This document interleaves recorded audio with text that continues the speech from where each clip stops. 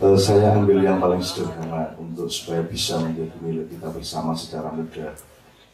Semua tadi yang diomongkan Mas Karim luar biasa. Tapi saya ambil beberapa yang mudah satu. Jadi beliau berani untuk tidak setuju sama saya dengan terus sekolah. Jadi kan uang itu kan ini Mas, orang itu sangat mudah terjebak mitologi. Jadi nek aku ora tau sepatuan, gue njur sandal di sakral-sakralkan. Begitu aku sekali nganggo sepatu, wah guyu ra karu-karuan, jangan nganggo sepatuan gitu. Loh, kan masalahnya bukan sepatu atau sandal. Masalahnya sebenarnya ada sikap tertentu dan ada kondisi tertentu yang membuat saya pakai sandal terus. Salah satu kondisinya misalnya sikilku dawa sih. Jadi nek tuku sepatu kudu nang pabrike, soalnya siji luwih dawa makan sijine dituku ukuran pira wae, mosok ukuran separuh-separuh. Ukuran 40 siji, ukuran 40 siji kan ora mungkin kita beli sepatu seperti itu. Satu. Ini sangat banyak, misalnya dulu saya memperjuangkan jilbab. Saya pasti yang memang gorawani wae aku ora dituduh. Kan seharusnya saya dituduh radikal, oh islamisasi kan gitu. Ya. Mereka sebenarnya tidak bisa melihat bahwa yang saya perjuangkan bukan jilbabnya. Yang saya perjuangkan adalah setiap manusia punya hak untuk menentukan dirinya, kan begitu. Dan salah satu kebetulan yang waktu itu sedang mulai dipilih orang adalah jilbaban. Nah, yang saya perjuangkan adalah kedaulatan setiap manusia untuk memilih dan tanggung jawab kepada Tuhannya dan sesama manusia. Jadi kesimpulan sederhananya, nek aku ora sekolah, ojo njur kowe melu ora sekolah, sama dengan Karim tadi, keputusannya bagus. Gitu loh. Sebenarnya kalau di Maya kan jelas, masalahnya kudu sekolah apa ora sekolah. Masalahnya adalah kowe sekolah ya kudu memaknai, kowe ora sekolah ya kudu memaknai. Nek kowe sama-sama memaknai, sekolah ya monggo, ora sekolah ya monggo. Makanya saya juga tidak pernah mengikat anak saya untuk kuliah di mana, monggo. Yang penting kowe kuliah ning ndi wae padha wae, wong sing penting kowe memaknaine piye, mendaya gunakannya bagaimana kan begitu. Nah ini kan di luar mainstream sebenarnya. Semua orang kan harus fakultatif bersikapnya. Sementara ya aku nggak tahu untuk kiai Sabrang, nggak tahu tak apa-apa gitu, belas. Ini nggak jadi diskusi. Waktu dia SD minta barang apa di toko kan aku datang ke sana berapa bulan sekali terus ajak nang toko gitu. Tapi dia, kowe ora tuku apa wae untuk brand ning kowe kudu iso njelaske nang aku alasan mopo kok kuwi kan gitu. Nah, kan hitunganku sederhana mesti kalau debat karo aku ya. Wong sing cilik ya to, dadi mesti ora tak tukokke endinge kan gitu. Padahal alasanku yang sebenarnya adalah rumangsamu duwite mbahmu. Ya tapi itu membuat kami ada punya tradisi untuk diskusi dan dia punya tradisi untuk bertanggung jawab terhadap apa yang dia lakukan. Ketika dia main game, tak beliin waktu itu belum masih Nintendo. Saya kira aku kok kira, aku orang masuk ki, ya aku ndolek ning Senen, tak gawa nang Lampung. Ning kowe kudu jawab sik, ngopo to kowe main game wae. Terus dia jawab iki ya, aku ora iso bantah. Karena saya selalu ingin kalau ketemu apa-apa saya harus membuka rahasianya. Kalau saya bisa buka rahasianya berarti saya berhasil hidup saya. Menurutku, oh iya, masalahnya itu kasful hijab, oke. Kan dalam bahasa namanya kasful hijab, gitu. Membuka rahasia. Ini nanti saya ini rahasianya ya aku buka-buka. Gitu. Meskipun itu asumsinya menolong orang banyak, rokok membunuhmu gitu ya. Tapi saya tidak pernah menganjurkan Anda merokok dan saya juga tidak pernah melarang Anda merokok karena urusannya bukan pada saya, urusannya ada pada Anda. Nilai yang dhewe uripmu piye, rokok ki piye kira-kira dienggo jenise biologimu untuk kondisi kesehatanmu rokok cocok apa ora. Ana wong sing aja menek rokok. Ngerakoti sing menek wong liya mentah-mentah ya ana kok. Itu loh, wong nek wis lara gula apa wong ini dihapusi wong misalnya ada di belakang ini ada yang sakit terus ada yang pengaco yang main bass itu. Terus suatu hari kita main pentas di Parepare, Sulawesi agak ke utara. Terus hotel kita di bukit, terus ada pohon-pohon macam-macam. Tadi kita makan di restorasinya itu ono wit-witan kayak Yursi pemain bass ngomong, Mas, gue pange, gue bisa nyembuhke diabetes Mas. Gue langsung dipokak di pangan.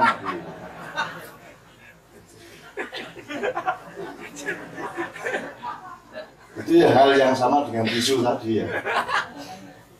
Di pangan kan dikurakoti kayak kriuk-kriuk.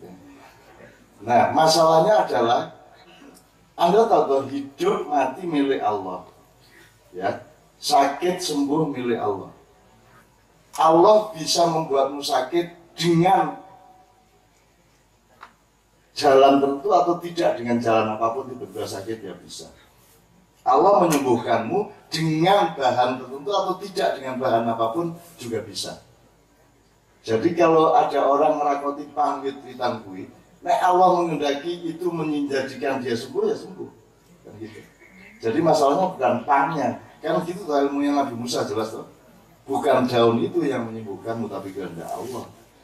Meskipun kamu benar secara kimia, secara farmasi bahwa daun itu mengandung khasiat untuk melawan kanker atau untuk melawan apapun di dalam kesehatan, di dalam badanmu, tetapi tetap saja keputusan sembuh atau tidak ada pada Allah. Nah itu ilmu dimanya seperti itu. Maka kita harus sangat berhati-hati terhadap ilmu kedokteran barat, terhadap demokrasi barat ya, supaya kita punya kedaulatan untuk memilih. Tidak harus nabrak mereka, tidak harus menolak mereka, tapi Anda harus percaya sama Allah. Umpamanya suatu hari saat negara ini betul-betul dilarang rokok dimanapun, terus aku piye? Gue sing rokok piye? Itu kan salah satu benturan di level kedua. Nah aku kon jabi orang mungkin kita tenang baik. Tenang baik. Urip ki ora kaya sing kok rencanakan. Hidup itu punya sifatnya sendiri dan subjeknya nomor satu adalah Allah. Misalnya Indonesia hancur 30 tahun lagi kata Prabowo. Kan itu. Terus saya jawabnya kan sederhana. Hancur itu artinya berasnya sudah hilang jadi sego. Enggak, enak tapi berarti berasnya sudah hancur. Kamu hari ini hancur karena kamu sudah kamu yang tadi sudah tidak ada, sudah hancur. Yang ada adalah kamu yang sekarang. Jadi kehancuran itu tidak sama dengan kemusnahan, tidak sama dengan wongnya mati kabeh, rumahnya ambrol. Tapi orang itu kehancuran itu tiap hari kita alami. Karena aku sekarang bukan aku yang nanti dan bukan aku yang tadi kan begitu. Jadi kehancuran itu manusia itu selalu melawan yang mau jauh mati saat jeruming. Urip itu artinya Anda setiap kali mati kok, tapi Anda hidup lagi, lahir lagi dengan kesadaran yang baru, dengan pengetahuan yang baru, dengan cara pandang yang baru. Nah, jadi sekali lagi tolong jangan taklid di maknya. Nah, aku merokok orang berarti kue terus niru aku merokok, gitu ya. Apapun saja, Anda harus punya kedaulatan sendiri. Artinya jangan terikat sama sekali oleh saya. Terikatlah oleh kebenaran di dalam hidupmu yang kamu cari itu, yang kamu gabungkan, saat kamu temukan keterkaitannya dengan fungsi Allah atau peran Allah. Saya sudah 20 tahun, 30 tahun saya menyatakan seluruh dunia akademis di dunia itu ateis. Saya sudah bilang dari dulu. Artinya Tuhan tidak dipertimbangkan, tidak dijadikan faktor. Dan apa sebabnya? Karena secara akademis Tuhan itu tidak bisa dibuktikan secara metodologis, maka harus disimpulkan Tuhan tidak ada. Maka tidak pernah menjadi pertimbangan juga. Untung manusianya di Indonesia tetap bertuhan. Dan gitu. Akhirnya UGM ya nggak maulid Nabi, ya? Polres juga maulid Nabi kan gitu. Jadi mereka nggak sadar bahwa sesungguhnya sistem yang mereka anut adalah ateisme sesungguhnya. Artinya satu sistem di mana Tuhan tidak dijadikan acuan untuk pertimbangan program-programnya. Untung manusianya tetap bertuhan. Sesungguhnya itu pelanggaran. Sesungguhnya kalau ada kantor pemerintah bikin maulid Nabi itu sebenarnya tidak ada hubungannya sama birokrasi. Jadi penggunaan dananya sebenarnya itu korupsi. Belum ada hubungannya aja nih. Tapi karena kita sepakati bersama-sama bahwa maulid Nabi itu bagus, ya sudah, tidak apa-apa bareng-bareng. Nah aslinya kan ada hubungannya. Tidak ada dong anggaran maulid Nabi di sebuah birokrasi pemerintah. Apalagi di Polres, orang Polres kok terbangan. Dan gitu, Hadroan, Polwan 20, di panggung Kiai Kanjeng nganggo seragam yang terbangan gitu. Kan mengasihkan Indonesia. Jadi kalau Anda menggayangkan Indonesia hancur, aku ora iso. Ya terserah Allah. Nek cara pikiranku orang mungkin hancur gitu loh. Orang mungkin hancur saat ini bahkan gue jenengin dari tutu Indonesia orang jeneng orang masyarakat. Apa itu hancur? Mengganti jeneng apa yang berasa jeneng abang gue. Nggak masalah. Dulu republik, sekarang republik, besok menjadi misalnya percikan, jadi apa hancur itu.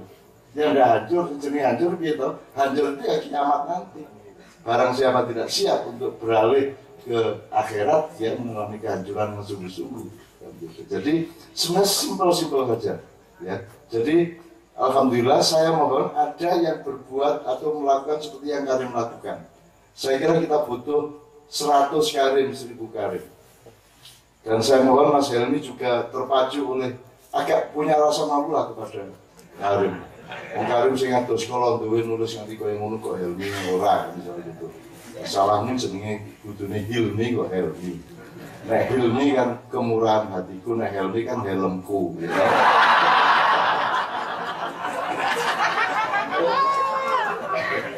Ya gembira toh. Pokoknya gembira itu pencapaian tertinggi ya, Basyiron, tujuan agama diturunkan itu Basyiron, menggembirakan, dan itu tidak pernah dicapai oleh peradaban dunia. Itu bagaimana? Apalagi agama malah nyusahin, agama digawa malah medeni wong, ngancam wong, sing gawa iki mlebu swarga, sing diparani mesti neraka ngono to. Mulai dinasihati terus. Nah kita yang orang-orang neraka ini berharap wong jenengan iku umpun mesti mlebu swarga kok tasik ten dunya mawon to. Kok umpun kek mlebu swarga. Apa enake ten dunya? Nek kula niki tasik neraka dadi kita masih berlatih masuk surga. Sampeyan ampun mesti para ustadz, para ulama kaya sudah pasti masuk surga. Sebagaimana yang tercermin dari ekspresi mereka kan sangat meyakini mereka masuk surga, dan kita harapkan jenengan kok kerasan tau tentunya wong isine wong rokok-rokok kaya ngene iki gitu loh. Mbok ampun kayak wis. Mulane aja memelihara anjing. Nek memelihara anjing malaikat ora gelem teko nang kowe ya ta, iki umurmu dawa ya ta. Kiri ya ta. Karo omahnya dihubung-hubungi kaya ngene iki. Ayo nesu dhewe kono, urip pisan kok nesu. Gitu ya teman sekalian, mudah-mudahan Anda menjadi lebih bijaksana dengan semua itu dan kita harapkan betul. Sabran nanggapi sedikit, monggo, tapi setelah itu kita serahkan sepenuhnya kepada Kiai Kanjeng Darlito mau nugui apa supaya kita lebih gembira malam hari ini. Monggo dirunding. Ya gue sebagai Sabran dan sebagai Lito ya dikarane. Mangsa bodoh dalam lakukan lakon. Nek ra iso ngono iki rasa dadi anakku.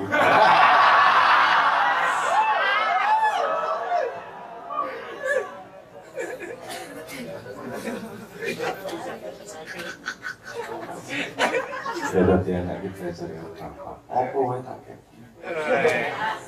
Kon ra oleh dadi anak yo nek iso ya. Pakai bunga kok ya tegel. Jadi sayangnya gengsi.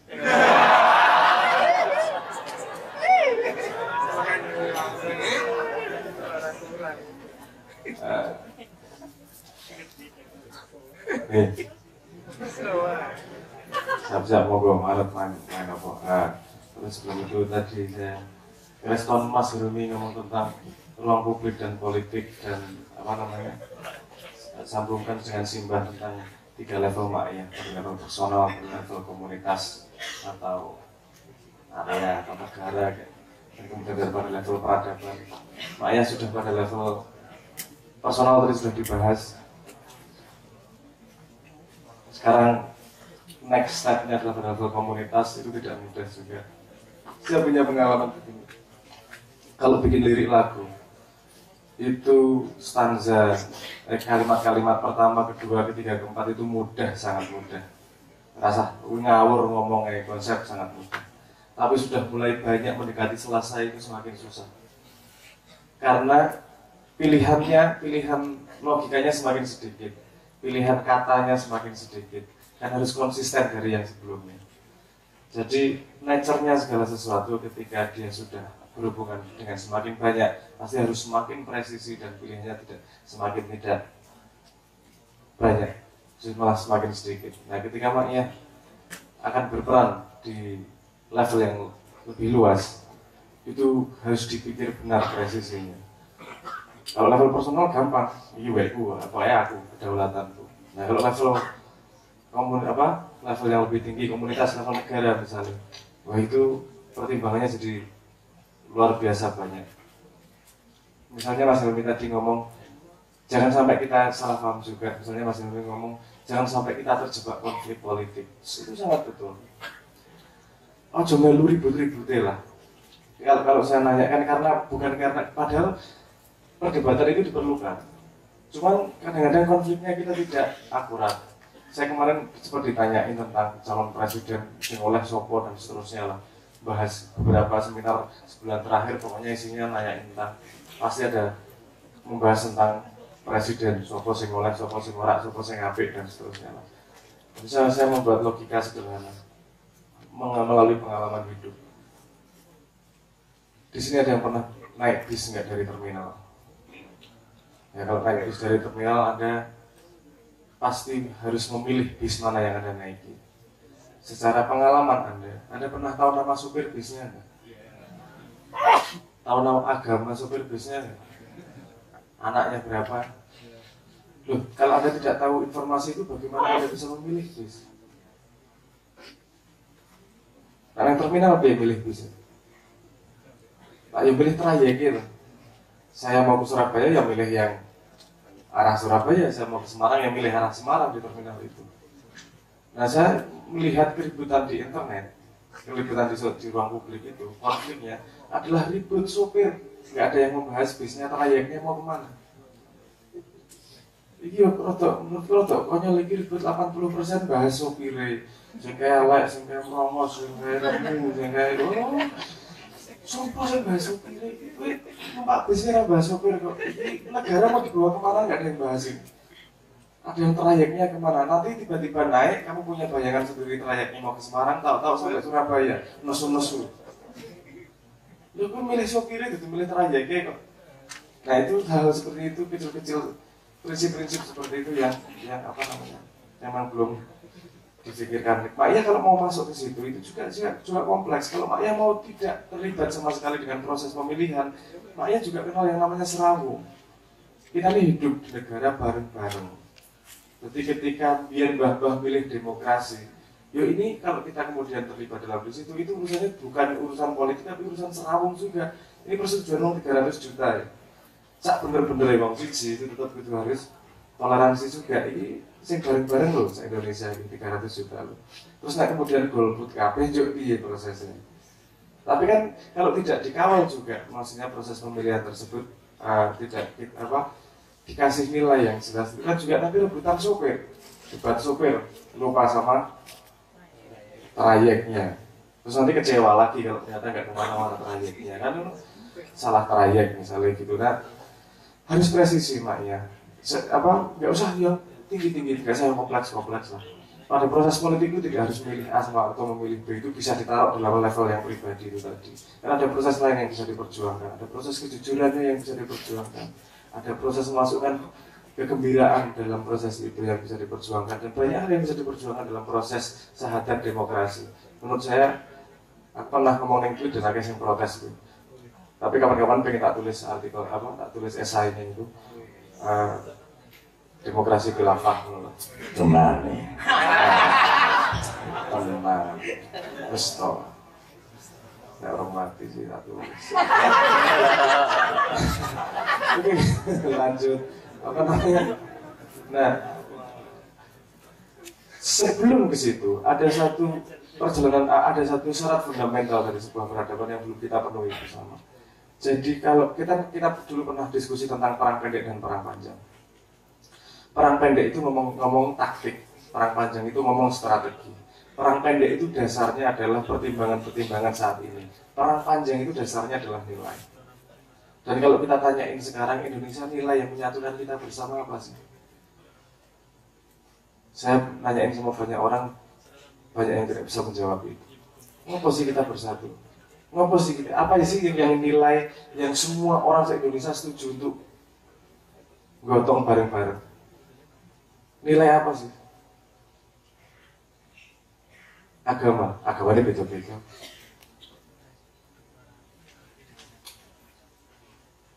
Apa? Mana? Pancasila?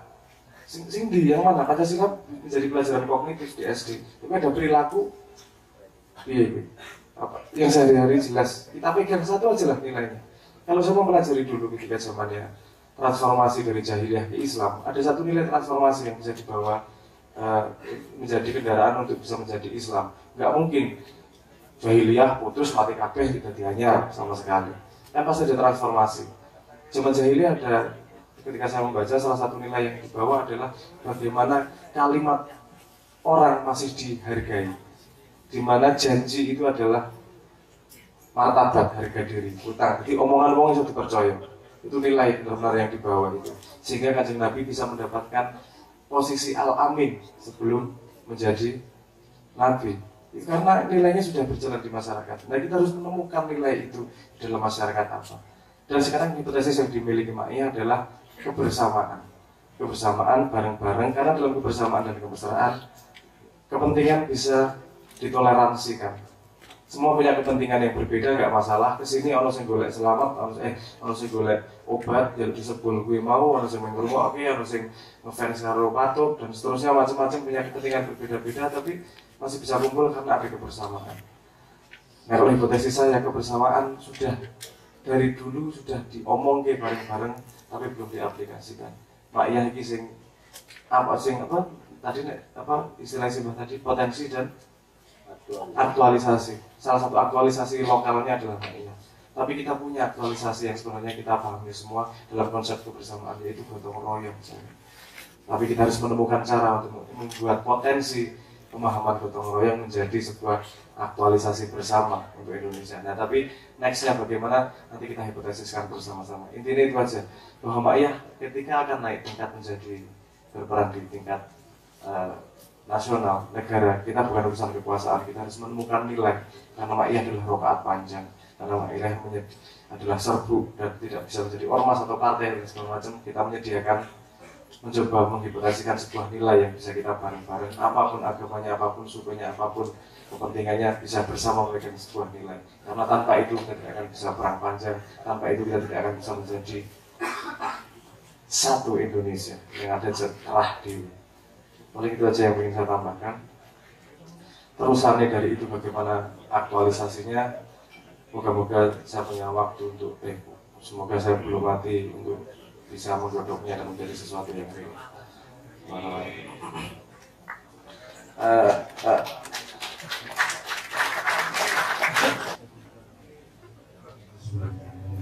Untuk kolaborasi ini saya nulis sedikit mohon izin untuk supaya saya tidak dikejar untuk tidak ditagih karena saya belum mengeluarkan. Jadi nek wong Jawa kan duwe filosofi milik gendong lali.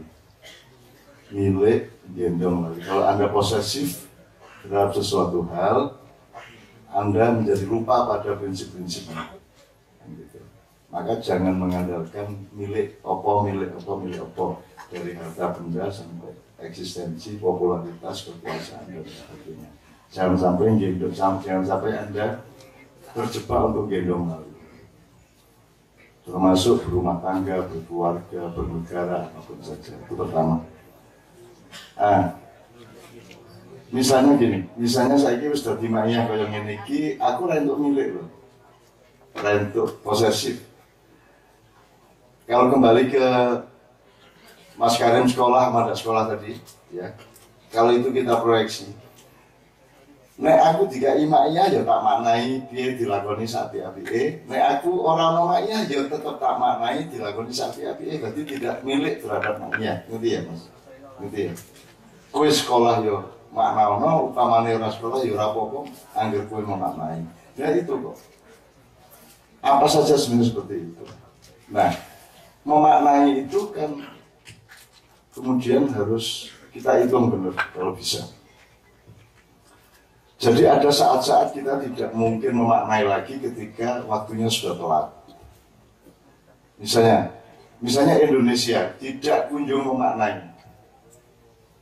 Tapi kan ini urusan orang 300 juta dan ada Allah, ada macam-macam, ada hukum yang juga sangat complicated, tapi sangat memudahkan manusia dari Allah. Sehingga saya tidak pernah putus asa terhadap keadaan Indonesia, karena ada faktor-faktor yang membuat insya Allah kita akan dijaga oleh Allah, karena sangat banyak orang yang dibohongi, sehingga Allah akan sayang kepada orang yang dibohongi itu, sehingga kita justru selamat. Jadi marilah kita pertahankan posisi dibohongi terus. Ini kalau dipakai logika naif gitu ya. Nah, sekarang ukuran negara, ukuran masyarakat, ukuran keluarga, ukuran pemerintah, ukuran individu dan sebagainya kan kudu ono skala apa timeline-nya masing-masing, skala waktunya yang berbeda-beda.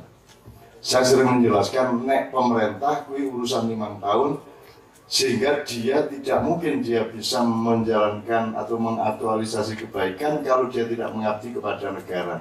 Karena kalau negara tidak ada batasan waktu, dia abadi, maka yang pemerintah cuma 5 tahun dia harus mengacu kepada keabadian adanya negara.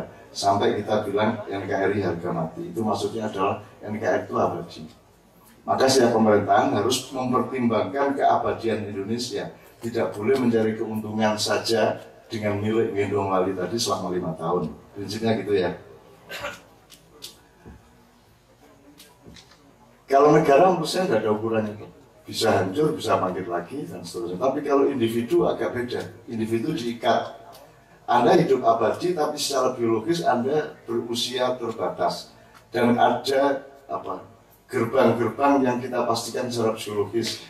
Ini berlaku untuk era sekarang ya, tidak berlaku untuk eranya Nabi Nuh atau Nabi Adam gitu ya. Maksud saya gini, nek kowe saiki balita itu kan ada istilah balita mergo 5 tahun ke bawah gitu ya. Dari 0 sampai 5 tahun itu balita. Awakmu semono, pikiranmu sih kaya ngono, mentalmu sih kaya ngono. Kalau kita pakai persentase, balita itu kan diukur dari usia yang rata-rata 70, 80, 90, 60 kali gitu ya. Tapi kalau usia sampai 3000 tahun seperti 950.000 tahun seperti Nabi Nuh atau Nabi Adam, balitanya persentasenya berapa berarti? 5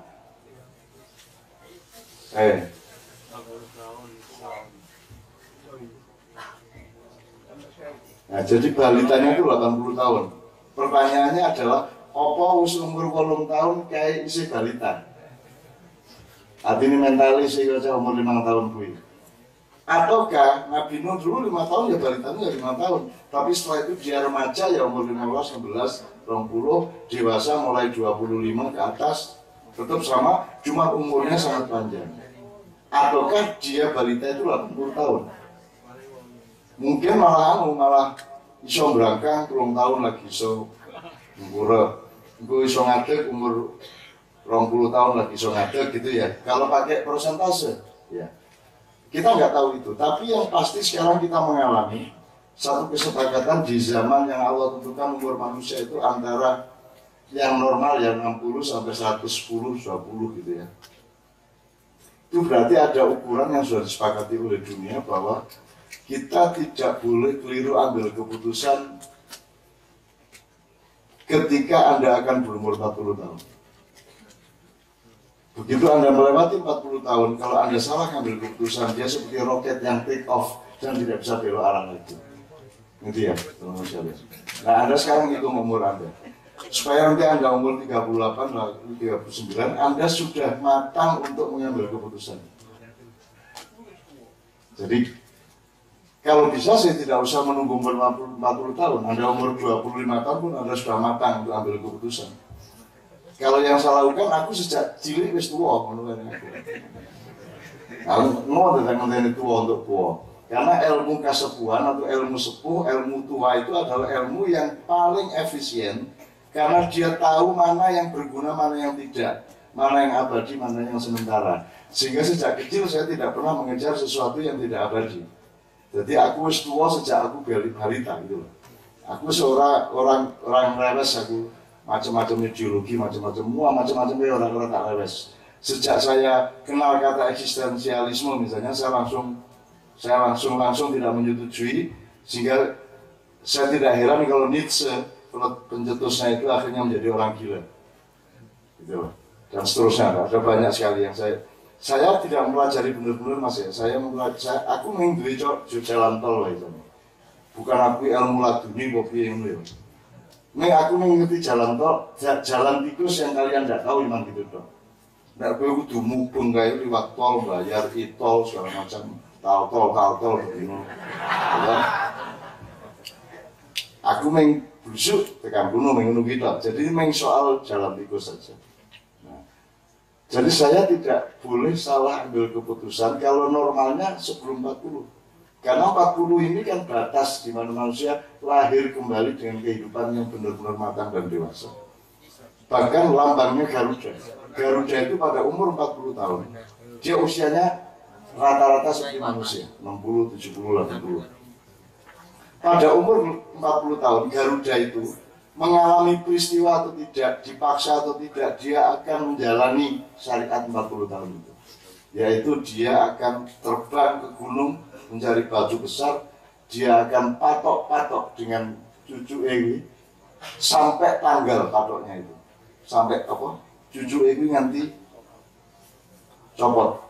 Demikian juga kuku-kuku di kakinya itu dia garuk-garukkan, dia timpa-timpakan ke batu itu sampai protol, kemudian dia tergeletak. Secara alamiah dia sedang diuji oleh takdir Allah. Nanti ada yang mati, ada yang selamat, kemudian tumbuh lagi kuku-kukunya, tumbuh lagi paruhnya, dan itu paruh yang lahir setelah umur 40 tahun itu paruhnya Garuda dewasa, Garuda yang matang, yang sakti mandraguna. Nah, manusia sebenarnya pada umur itu boleh dia menanggalkan apa-apa, asal dia berada di dalam lingkup kumpulan Tuhan tadi. Nah, karena muatan untuk mengambil keputusan yang matang itu syarat-syaratnya sudah kita jelaskan sejak tadi. Mas Karim mengatakan ada satu kata yang tidak pernah ada di dalam Kongres Kebudayaan sejak tahun 1936. Dan saya sering tanya sama Anda, cuma dulu National Geographic, Animal Planet, Net Geo Wild, sapi turuti kayak aku njaluk ping piro Gusti Allah disebut oleh komentatornya. Saya belum pernah menjumpai satu kata pun. Mereka sangat takjub kepada alam dan tidak ingat siapa yang menciptakannya. Bagi mereka logis bahwa alam itu menciptakan dirinya sendiri. Gitu loh. Nah itu sandunya loh Mas. Menganggap logis bahwa cacing itu bisa menciptakan dirinya sendiri, bahwa Garuda bisa menciptakan diri sendiri. Nah aku kan raiso menganggap logis. Mesti orang sing gawe lah, masuk orang sing gawe. Masuk dengan sendirinya. Gitu loh. Lah nek pitik wae iso gawe dirinya sendiri berarti manusia oleh ampun toh. Kan gitu. Nah, sementara kita kan tidak berdaya, kita tidak punya kemampuan untuk menciptakan diri kita sendiri. Maka tolong ambil keputusan pada usia kelahiran kembali 40 tahun itu, Anda jangan tidak punya landasan ketuhanan. Jangan mengambil keputusan yang Tuhan tidak terlibat, yang Tuhan tidak Anda jadikan pertimbangan utama. Nah, untuk itu kan kalau di imannya kan kita pelajari. Soalnya wong saiki gini, ana wong ngomong apa nglakoni apa ditakoni, kita pri apa? Gitu ya. Oke, itu benar. Kiai ini sapa? Dalilnya apa? Ustadznya sapa kan begitu. Oke, itu juga bagus. Itu kan wasilah, itu kan tahap untuk verifikasi terhadap prinsip nilainya kan gitu. Tapi Anda harus tahu strukturnya. Bahwa setelah Rasulullah, ya, selain Allah dan Rasulullah, itu posisinya sama. Bedanya cuma yang satu rajin, yang satu enggak, yang satu belum ngapal keluar, siji ora, siji belum bahasa Arab, siji ora mergo jenenge ora unsur Arabe misalnya. Jawa kabeh, Damar Panggulu gitu. Ora ana Arabe aku gelo ya ngono tak kei Misbahul Munir apa kan belum sinau cara Arab gitu ya. Nah, jangan mengambil keputusan yang kira-kira tidak mengacu kepada Tuhan. Dan selain Tuhan, Jangan dituhankan. Kiai Sopo, Imam Syafi'i, ya toh, Abu Bakaro, Aliyo, Siao, Ahlusunao, apa ya? Usah karo apa wae wis. Aja digustialake. Ainuno, Najipo, aja digustialake.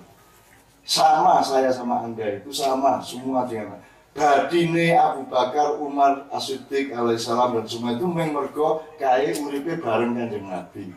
Iki badine ming kuwi. Sing badi kono kok kene sing disalahke. Gitu loh. Artinya kalau Anda dulu hidup bersama Rasulullah, saya kira kita juga orang tentang lapisan keberapa kita juga sahabat Rasulullah, kita juga punya hikmah seperti mereka. Gitu loh teman sekalian. Ning ojo digustialake. Sama dengan Islam ojo digustialake. Ojo terus Islam itu segala-galanya, yang segala-galanya itu Allah. Islam itu kan cuma sistem nilai yang ditransformasikan ke kita. Jadi ojo digustialake. NU Muhammadiyah ojo di Islamke. Apa mana diagam, awal kemana dinabeke. Kiai juga bukan nabi, gitu loh. Kita hanya asal kita mengerti struktur itu, kita tidak salah ambil pertimbangan. Aku ngomong apa daur ini kok anggap Quran ya salah kuwi. Ora kuwi relatif kuwi. Omongan iki iso bener iso salah. Sing mesti bener kuwi Allah karo Kanjeng Nabi. Masalahnya kalau Kanjeng Nabi ini proses metodologis verifikasinya tidak mudah, sehingga ada hadis yang mutawatir, ada yang sahih, ada yang dhaif, ada yang palsu dan lain sebagainya, dan jumlahnya tidak bisa kita verifikasi terus dinamis sampai hari ini dan gitu. Nah jadi mending hadis ya apa-apa, umpama hadis palsu ya gue tetap berdaulat baik. Nek kanggomu misalnya, apakah kalau hadis palsu pasti buruk? Belum tentu. Bisa saja logis. Nah, yang kamu pakai bukan kepalsuan, yang kamu pakai adalah kebenaran dan hikmah yang kamu temukan dalam hadis palsu itu. Boleh aja tuh. Aku ngomong sepanjang maknya kan hadis palsu kabeh. Hadis palsu aku ono sing nulis qala Rasulullah padahal kuwi aku sing ngomong ae palsu gini. Tapi apakah yang saya omongkan pasti salah? Wong tukang becak wae iso bener kok. Kabeh iso bener. Gitu loh. Maka jangan belajar jangan tergantung kepada penyandera itu. Ya. Penyandera tadi sing marake kuwi sempit, marake kuwi tergurung. Sabrang tadi ngomong bagus sekali kepada saya, dia memang filosof besar. Dia bilang sama saya, bagaimana kalau kita itu kok ribut soal guru, harus bisa menentukan guru. Kalau memang Anda itu mau belajar, mau memaknai, mau yakil, namanya bahasa Arab, yakil, afala ta'kilun, afala yakil itu artinya Anda memaknai, mengakali. Jadi memperolehkan sesuatu dengan akal Anda, ditambah dengan kecocokan nurani dan rasul Anda, kolbu Anda, fuad Anda, dhok Anda, dan seterusnya. Kalau Anda memang mengakali, Anda takil, gurumu wedhusnya wis oke. Ora masalah. Ya tetap jadi orang apik. Gitu loh. Saudara tadi punya contoh yang sangat bagus. Kalau kita sering pakai contoh Bambang Ikalaya. Bambang Ikalaya belajarnya hanya kepada patung Pendeta Durna. Karena dia tidak diterima untuk menjadi muridnya Pendeta Durna. Ya, karena dia tidak cukup priayi, dia tidak cukup tinggi level sosialnya, sehingga dia hanya bisa belajar dari jauh. Ya. Nah patung kui duduk Pendeta Durna. Jadi tidak tergantung nek gue belajar nang patung ya gini. Si Bambang Ikalaya akhirnya lebih sakti daripada murid langsungnya Pendeta Durna yang namanya Raden Arjuna atau Janaka kui. Bahkan dia bisa membunuh, perang duel dia membunuh Janaka. Jangan atas menyimpulkan oh ternyata belajar kepada patung itu bisa lebih sakti daripada belajar kepada orangnya. Ya, salah meneh kui. Gitu. Jadi tidak tergantung patungnya, tidak tergantung Durnanya, tapi tergantung Anda memaknainya matang apa tidak, presisi apa tidak, tepat apa tidak, patrap apa tidak, empan papan apa tidak, kan begitu. Ambok kowe kuliah neng diwae nek kowe dhewe ora memaknai ya ning opo. Makanya tidak penting Anda kuliah di Amsterdam atau di UGM lah, gitu di rada kurang dhuwur di Amsterdam itu. Maksud saya orang maknya itu mengandalkan kedaulatannya sendiri untuk memaknai hidup ini apapun saja, nggak ada pilihannya, monggo wedhus ora apa-apa. Wis saiki kowe bendina nang kali kowe guru karo iwak ya iso to. Kok renungkan iwak iki akhire kowe wong saiki pesawat ya niru manuk to ya. Ya to? Kabeh kendaraan ya niru kewan to. Ora ono lho kendaraan niru menungso. Kabeh mobil roda papat to. Papat dan lebih to. Nggak ada yang roda dua. Bayangke saiki nek sing dipelajari menungso oleh pembikin mobil itu teneh piye mobil sikile loro ming rudane loro ngene ngono kae. Semua meniru binatang, semua berguru kepada binatang. Jadi nek kata sabrang jane kuwi meguru nang wedhus ora apa-apa. Asalkan kowe punya kedaulatan dan kemampuan untuk memaknai, kira-kira gitu. Jadi teman sekalian, saya mohon dengan sangat, saya ini diukur apa umurmu jujur ya, saya salah keputusan ya. Nek kowe selawe salah keputusan nggak masalah. Misalnya rabi kok kapusan untuk widi misalnya gitu ya, misalnya ya, utamanya ya. Ora kapusan maksudnya ada yang dia bunyi-bunyi orang cuma bojone malah bibot, ya kan? Justru bojone cemburu kan gitu. Nggak apa-apa, nanti masih bisa ada ralatnya, masih bisa ada perkembangan. Nek kowe wis umur 40 aja salah. Aja salah. Saya umur 40 itu pada tahun 93. Tahun 93. Ya, dan itu toh enggak sejarah juga, tapi saya tidak perlu tidak bisa punya waktu untuk menjelaskan detail dan kedalamannya soal. Tapi itu saya menjelang tahun 90 saya itu berhitung luar biasa atas hidup saya. Sampai banyak peramal-peramal datang ke saya. Aku ya ora golek peramal, ning wong sing anu lho, senengane cak kowe ngene, cak kowe ngene, iki ngene. Dan semua ramalan itu ada yang benar, ada yang salah, dan yang paling salah adalah ramalan tentang kesehatan saya. Tahun 20 aku sibuk, kabeh ngiliki kowe nek ngono terus kowe jebol lho, kowe umur 40 kowe wis lara-laranen. Wis aku di kewajiban aku keliling terus. Nanti saya waktu di Batangkulan saya umur 40-an kira-kira. Umur Batangkulan saya umur 40-an. Dan kesibukan saya melebihi maknya karena saya masih menerima tamu waktu itu. Wis ayo nganti jam 3 esuk nanti aku bengok. Nanti aku melayu saka jendela jam 3 esuk melayu senang pasar 40-an ya. Sing edan aku. Ayo macam-macam. Segala macam masalah. Angger ono kecopetan ning Malioboro nang stasiun itu mesti nanggon aku. Sopo lho kuwi informane kuwi. Angger ono wong Ciloko mesti nanggon aku. Burung meneh sing edan ono meneh sing wah sing ono sing wong telu sijine cak toko-toko ora B ora kula nuwun cak. Tolong sampean yang nadai, saya akan serang dia. Lho apa iki langsung wes bocahe mencelatnya tak tambani ngene. Apa iki aku? Coba gayo kuwi aneh-aneh. Wis macam-macam ono sing sering tak critakake kae. Ora nyopo sapa-sapa langsung goleki aku mlebu ning jero omah kae ngarepe kamarku turu ngarepe lawang iki Malang ini. Dan saya toleransi jam 2 jam, menjelang maghrib mulai aku pusing tuh. Akhirnya diteruske iki, aku iso berumah tangga, akhirnya iso ya. Akhirnya dek bisa nggak pindah ke sana? Terus dia ngelilir dimanapun adalah bumi Allah.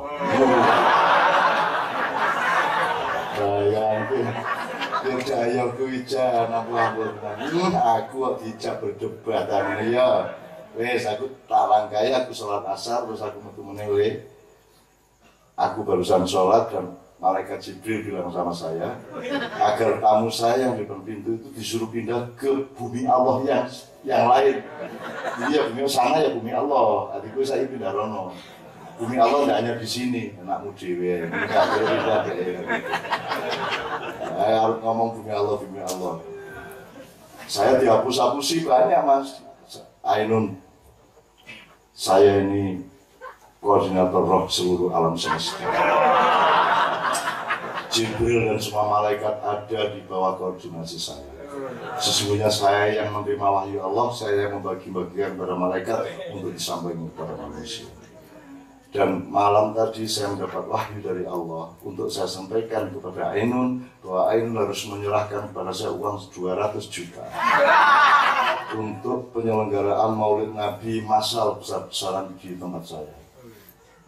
Nah, saya berhadapan tuh bersama Pak Nevi sama Joko, sama siapa lainnya saya lupa. Mereka di belakang saya diomongi kayak 200 juta atas nama wahyu dari Allah Subhanahu Wa Taala. Dan aku langsung sami'na wa ata'na Syekh. Sami'na, iki cacat 200 juta cak, tenang wahyu Allah. Aku sami'na wa ata'na. Wis dadi wis penuh kedamaian kemesraan apa-apa tak terima 200 juta tenang bae. Ya rasa anu karo aku tenang bae kok. 200 juta oke. Kalau kita tuh uang 10 juta 10 juta wis wah, terus gede banget, gue nyalain burung tahun begitu. Ketika hampir saatnya Maulid Nabi, saya ditelepon Nun, Ainun sudah siap dengan 200 juta. Waduh, belum Syekh, ini ya mungkin Allah ngasih waktu menjelang deadline terus dikasih mungkin, tolong tunggu sebentar. 3 hari sebelum Maulid Nabi, aku ditelepon mengenai Ainun, apa sudah siap? Syekh, setahu saya, Allah itu kalau kasih perintah, dia kasih fasilitas. Kalau dia kasih wahyu, pasti kasih rezeki. Nah, kalau rezekinya tidak ada, berarti bukan wahyu saya. Ditutup, ceklek. Aku dihapusin. Jadi waktu kuliah dia sobat, biarin kita kan pemain drama, tak undur. Berdaya mantep sih, kayak Rom Sasi, gitu. Hati sami'na wa ata'na dia orang ngerti, aku jadi mesti rencana, aku ingin sampai saatnya kita omongi ada rumus dari Allah. Kalau Allah kasih perintah, ada fasilitasnya. Kalau kita dikasih fasilitas, pasti ada perintah di baliknya. Nah ini fasilitas yang ada, sampai saatnya tiba, berarti bukan wahyu Dan aneh juga Allah ngapain wahyu kok lewat sampean kok nggak langsung bisa lihat. Nah, ditutup pintu jeblek kan tuh kan. Lumayan aku seneng aku karo wong Indonesia iki aneh-aneh. Gitu ya, maksudnya gitu ya. Dan kira-kira gitu ya. Ini kita harus nandai soal jangan salah ambil keputusan. Kalau perlu kumpulono wong soleh kumpulono takon nang kabeh kanca-kanca dan mari kita mendasar segala sesuatu, jangan sampai tidak mendasar. Harus fundamentalis Anda harus jadi kaum fundamentalis dan Anda harus menjadi kaum radikal muter lagi kepada dirimu sendiri kan gitu kan. Nek kowe ora radikal kok dadi kowe ya kudu radikal. Jadi radikal rasa ndelok ayu ora cangkeme ngembok ora sikile JPP ora, kusine biru ora, rapi berarti. Carta rapi ya itu, kira rapi ora jumlah. Kalau karo imam wah wirang. Ya, sabar kalau nambah monggo, kalau tidak kita nikmati akhir ini dengan itu dan kayak kan.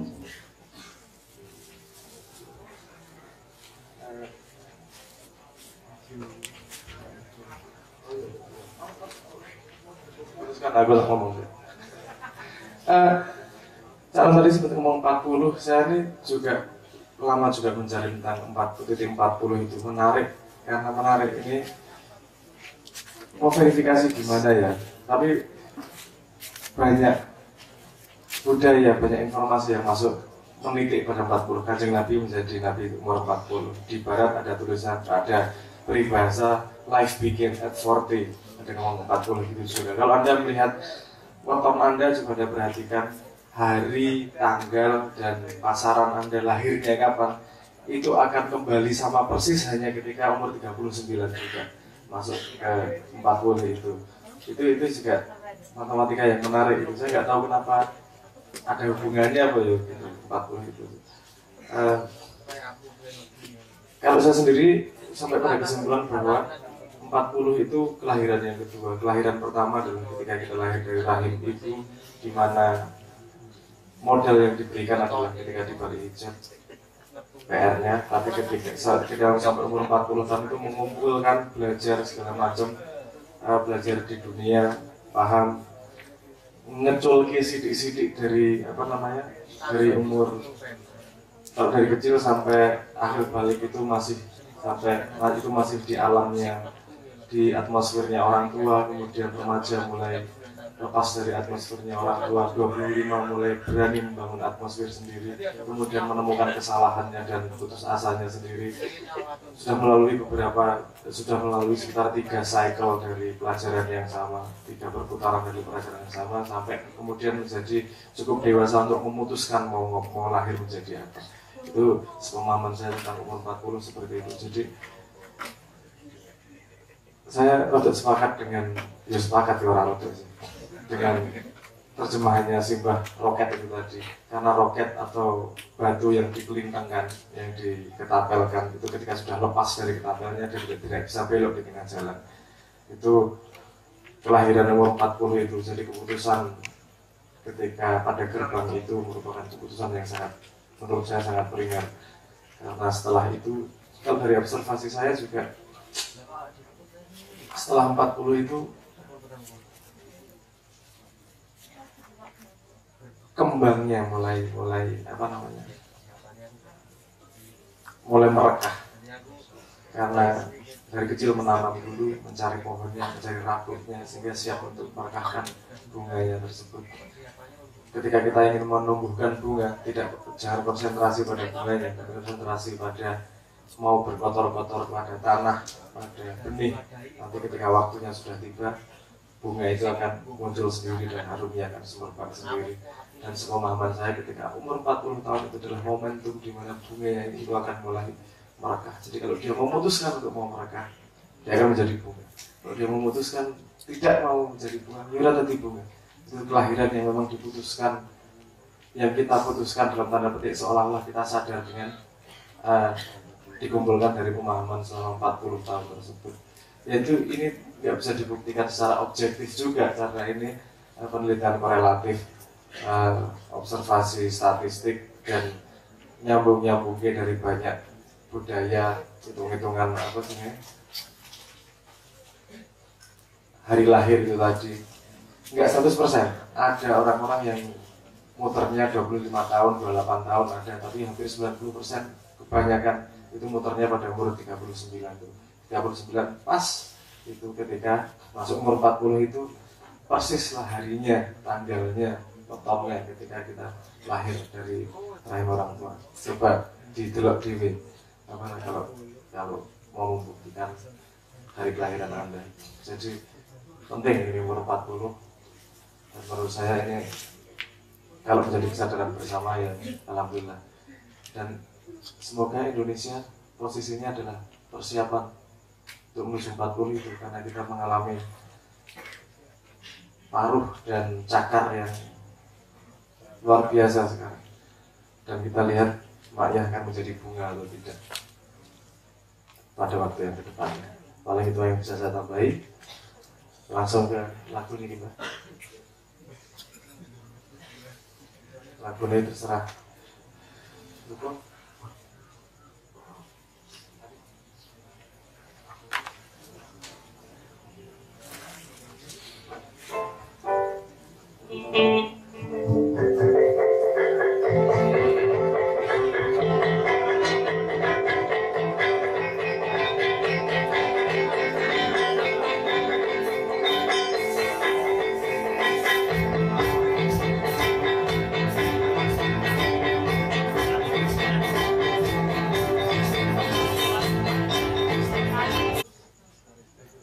Gantinya romantis,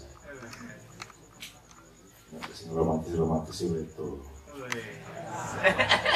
Gantinya bi sok gagah, menunggu lah, penuh semangat juang, udah menderita. Nah itu lumayan, main milenial ya kan.